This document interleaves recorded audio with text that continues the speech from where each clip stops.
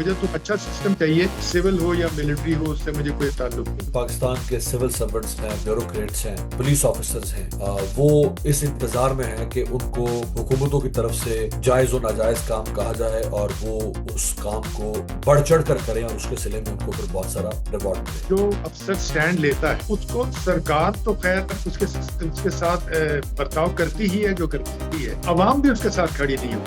बिस्मिल्लाह रहमान रहीम, अस्सलाम वालेकुम। हर गुजरते दिन के साथ पाकिस्तान में जमहूरियत, इंसानी हुकूक, पार्लियामेंट, कॉन्स्टिट्यूशन और रियासत के मुख्तलिफ इदारों का जो भरम या उनका तकद्दुस है वो ख़त्म होता जा रहा है।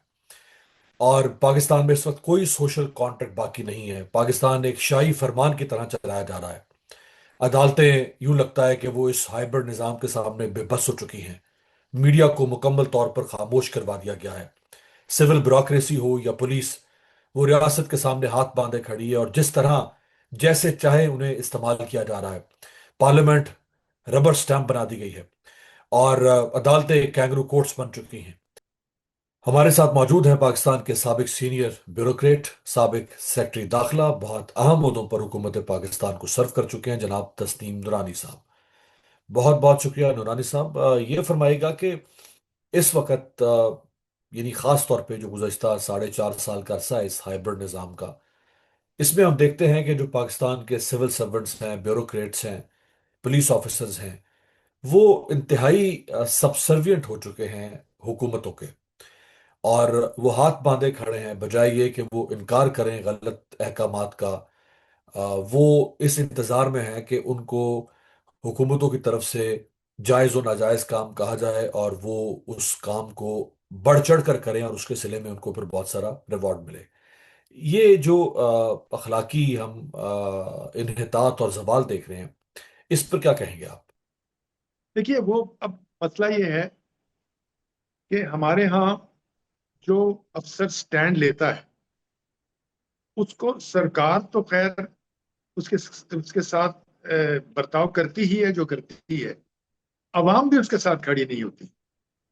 मतलब है कि एक डिस्ट्रिक्ट एडमिनिस्ट्रेशन है या तहसील एडमिनिस्ट्रेशन है, एक अफसर जो है अगर कोई स्टैंड लेता है उसको वहां से तब्दील कर दिया जाता है या उसको सस्पेंड कर दिया जाता है कि भाई तुम ज्यादा चालाक बनने की कोशिश कर रहे हो, ज्यादा उधर कर रहे हो, इम्प्लीमेंट नहीं कर रहे, तुम तो इनएफिशिएंट हो। तो वो तो उसको खामोशी से उसको हटा दिया जाता है। उसके बारे में ना कोई खबर आती है, ना उसको कोई सपोर्ट करता है, ना उसके हक में कोई बोलता है। जब इस किस्म के तीन चार वाक़े होते हैं तो फिर बाकियों को सबक पहले से मिल जाता है कि भाई अगर आपने नौकरी करनी है तो इसी तनख्वाह पे करनी है। वो आपने अगर कोई ज्यादा अपने आइडियाज ज्यादा देने की कोशिश की तो फिर आपके साथ जो होगा सो होगा। आपकी कोई पजीराई भी नहीं मिलेगी और आपको सपोर्ट भी नहीं मिलेगी, ना अपने कॉलीग से मिलेगी, ना आपको मीडिया से मिलेगी, ना आपको लोकल वकील से, वकालत से, या जो भी सोशल हमारा जो सेटअप है उससे मिलेगी। तो ये एज ए कॉम भी हम बहुत बहुत सबसर्विएंट हो गए। मतलब ये है हम्म। कि सिर्फ आप ब्यूरोक्रेसी को या उसको सिर्फ आप नहीं ब्लेम कर सकते। आप ईरान ईरान का एग्जाम्पल देख लीजिए कि हमें और उसमें एज ए कॉम में कितना फर्क नजर आ रहा है कि वो उनके घर भी बम्बार्ड हो रहे हैं, उनका जरिया माश भी मुतासर हो रहा है, मगर एक कौम का जज्बा है जिससे वो खड़े हैं। और आपने देखा कि हजारों लोग जो है वो सड़कों पे निकल आए और वो बम्बार्डमेंट से और जहाजों से भी नहीं डर रहे।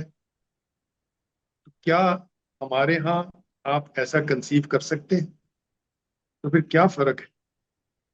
तो कहने का मतलब ये है कि कई कौमें जो हैं वो बड़ी आइडियल हैं महकूम बनने के लिए, और कई कौमें जो हैं जिनको महकूम बनाना आसान नहीं है।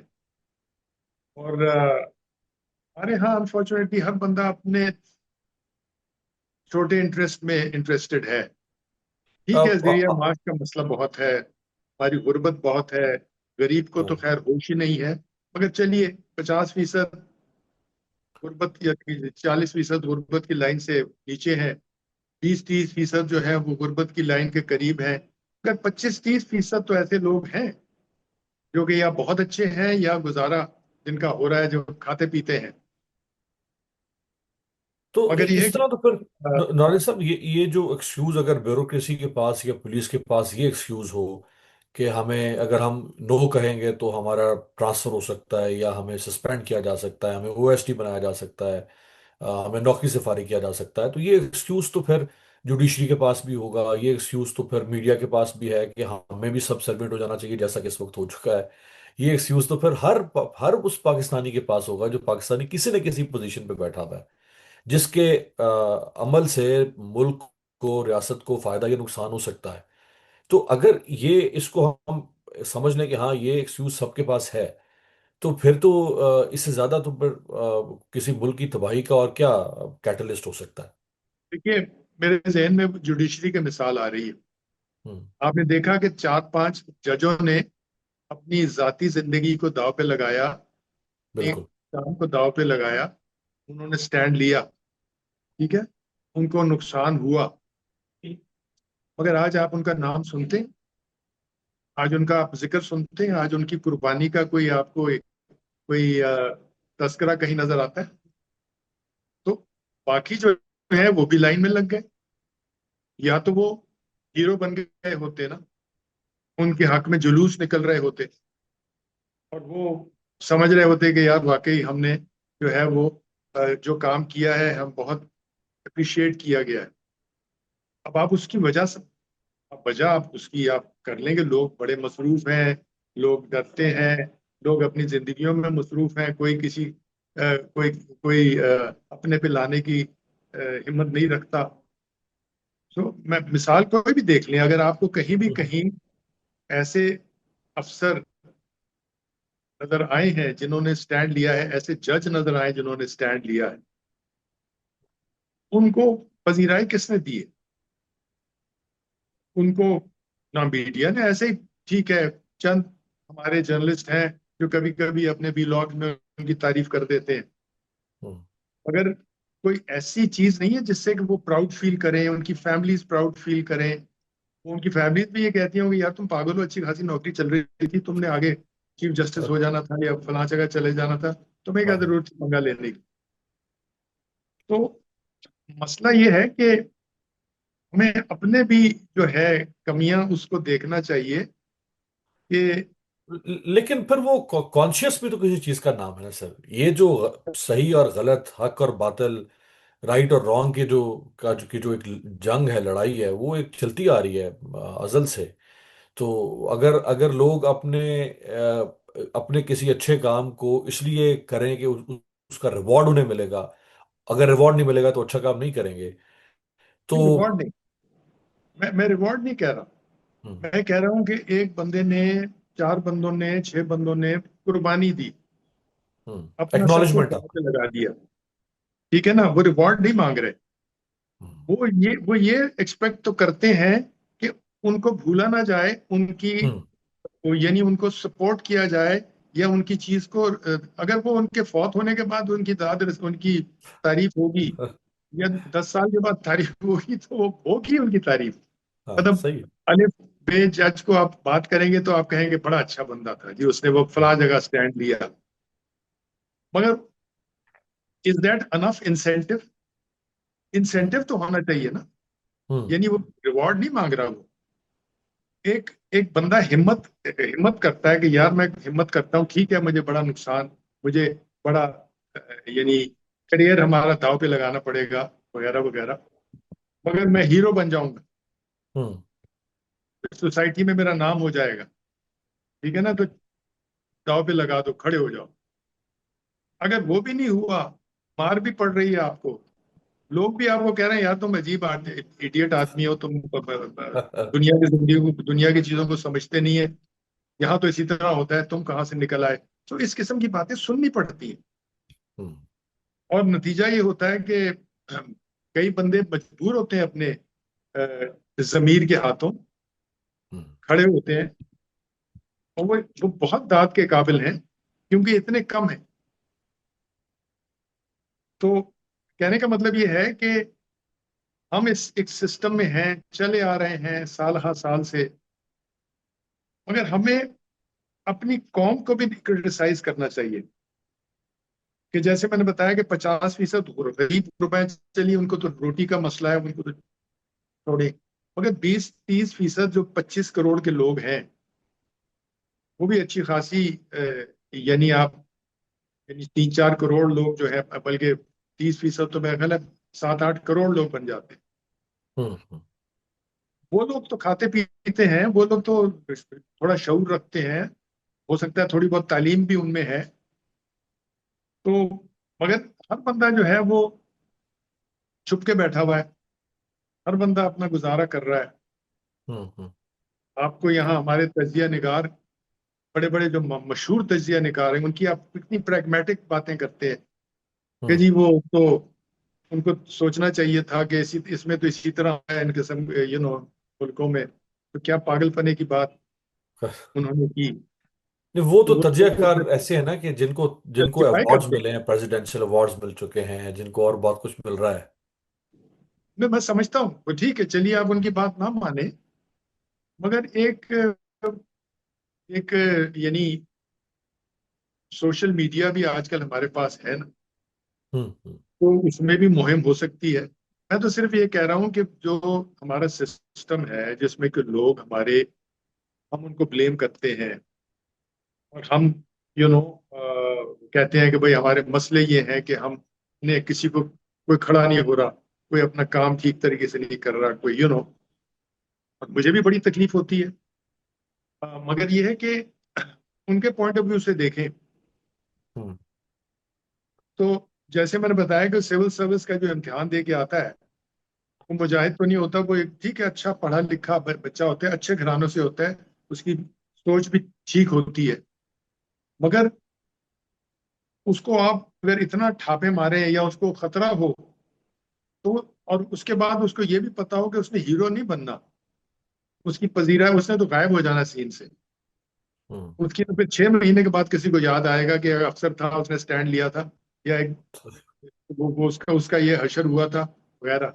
तो हाँ। वो कहता है कि so so that in brief is why we are what we are. Hmm. उसका दुरुस्त यही हो सकता है कि अगर हाकिम ही, उसको कैसे रियलाइजेशन हो, या उसकी तब्दीली का खतरा हो, या कोई जेन्युइन इलेक्शन से बंदे आए, तो वही ये सोच सकते हैं कि ये ऐसी तो पॉलिसी बनाए ये तो जो जो आप लॉन्ग इस टर्म। वक्त जिस ख्वाहिश का आप इजहार कर रहे हैं, यही तो इस वक्त सबसे बड़ा चैलेंज बन चुका है कि इस ख्वाहिश की तकमील कैसे हो। आखिर में ये फरमाए कि परवेज मुशर्रफ का दौर तो चले, वो तो मुझ समेत में मुझसे शायद थोड़ी छोटी जनरेशन को भी याद होगा। ये तो बहुत करीब की बात है, नियर पास्ट है। ज़ियाउल हक का दौर, और अगर अयूब खान साहब का दौर अगर आपको याद हो, या चले वो बहुत ज़्यादा फार पास्ट है, याह्या खान और ज़ियाउल हक का दौर। तो अगर हम कंपैरिजन करें इन 4 साढ़े 4 सालों में, हमारे सिविल ब्यूरोक्रेसी, पुलिस यानी जो रियासत के ऑर्गन्स हैं, ये आज जितना मॉरल डिके हमें नजर आ रहा है, ये ज्यादा है या उस वक्त ज्यादा था, या उस वक्त कहीं थोड़ी बहुत पसली थी, कुछ कोई देखिए, कहीं कोई लोग खड़े एक हो बड़ा जाते थे। बड़ा बड़ा डिफरेंस तो है ना, कि हुकूमत फौज के हाथ में थी, 30-40 साल से हमारी तारीख में है। बतदरीज फौज की जो एम्बेडेडनेस है ना, इंक्लूजन है विद द सिस्टम, वो बढ़ रही है।